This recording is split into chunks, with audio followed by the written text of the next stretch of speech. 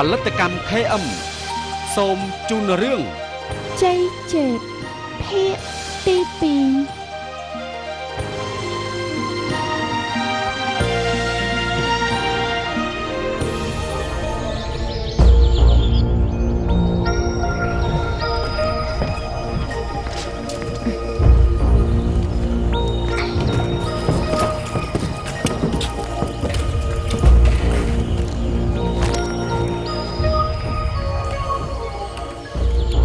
ព្រះជាយាម្ចាស់ទ្រង់ជួលគាល់ព្រះអង្គទៅព្រះមេម្ចាស់ព្រោះបើមិនអញ្ចឹងទី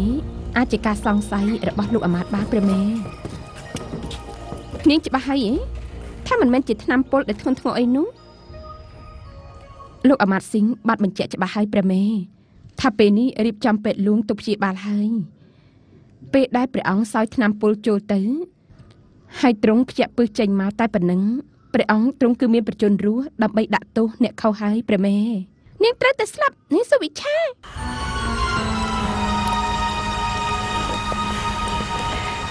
ព្រះជាយាព្រះធីតាស្ដេចយាមព្រះមេម្ចាស់ទៅបត់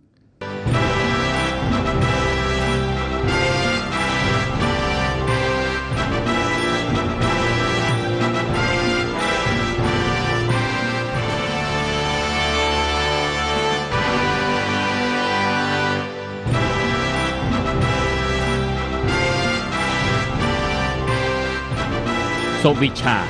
មារទីបិតាមិនសូវបានជួបមុខបុត្រទេខ្ញុំម្ចាស់នឹងបុត្រយកព្រះក្រយាមកថ្វាយម្ចាស់បងបុត្រនេះណាគឺស្វែងយល់ពីការងារដបាញហើយនឹងការងារផ្ទះបាយដើម្បីថ្វាយការបម្រើដល់ម្ចាស់បង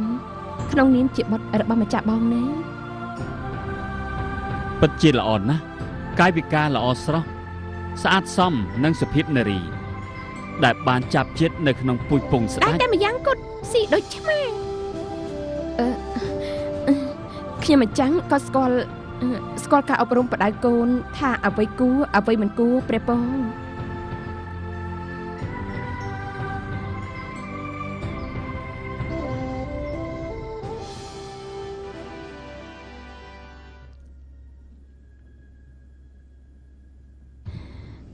ម្ចាស់បង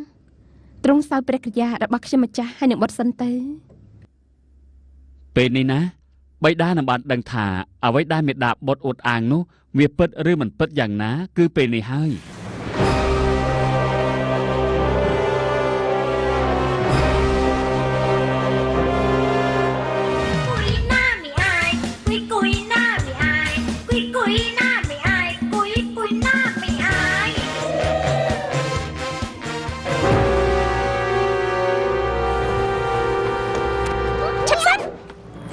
ហើយនេះនាងឆ្មាប្រហើនណាស់នាងចង់ធ្វើស្អីនឹងតែផ្ដាស់មែនមីឡាប្រហើនណាស់ចាប់ខ្លួននាងឆ្មាឲ្យជាប់កុំអីកុំណែស្ងៀមទៅមិនក៏នាងធ្វើបែបនេះថ្នាំពុលក្នុងនេះមានថ្នាំពុលថ្នាំពុលបើមានថ្នាំពុល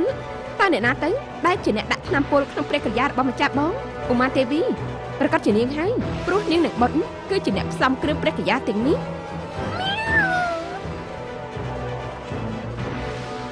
ឧមាទេវីម្ចាស់អូនមែនទេអត់ទេព្រះពរខ្ញុំម្ចាស់មិនបានធ្វើទេមិនមែនខ្ញុំម្ចាស់ទេព្រះពរបើអញ្ចឹងគឺជាកូនរបស់នាងហើយមិនមែនទេសុវិឆាមិនបានធ្វើទេមិនទេបុត្ររបស់ខ្ញុំជាមនុស្សបរិសុទ្ធទេអូម៉ាទេវីយើងស្ដាយណាស់ស្ដាយដែលយើងស្រឡាញ់នាងលើសជាយាអង្គណាទាំងអស់យើងស្រឡាញ់បុត្ររបស់នាងច្រើនជាងគេជ្រៀងឯងនៅនគរវេសាលីនេះទេហ៊ានក្រាបទូលសូមព្រះអង្គបរិជ្ជទានទោសរឿងនេះគឺជារឿងធំធេងរឿងដែលកើតឡើងនេះព្រះអង្គមិនគួរសម្រេចប្រតិយដោយអង្គឯងទេក្រាបទូលពេលនេះមានគេលួចប៉ងធ្វើគុតព្រះអង្គលោកនៅចាំស្អីទៀតទៅឬក៏លោកមានចំណាយចូលរួមនៅក្នុងការលួចធ្វើគុតព្រះជន្មម្ចាស់បងឬក៏